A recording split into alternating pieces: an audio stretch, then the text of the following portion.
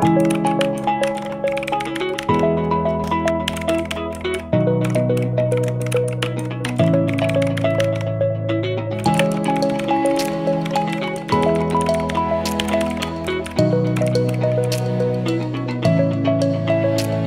characterized by the color orange and the corresponding frequency of light of orange. If you look at the light spectrum, whatever that frequency is the frequency of this particular chakra.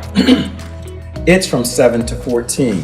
That's where you're starting to connect with your relatives and your friends, your social life, and you're starting to find your footing and your social aspect. If this is interrupted, especially in this day and time with what is it called? Not child pornography, but it's called child trafficking and things of that nature. Especially in times of war, when there's war, undergoes some sort of trauma.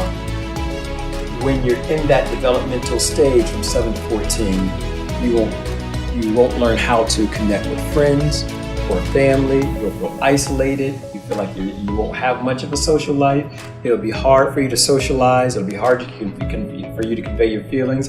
And again, it creates a void. And then people do certain things to fill that void. Now, this happens with each of your chakras that begin to open. A healthy chakra means you'll succeed in life.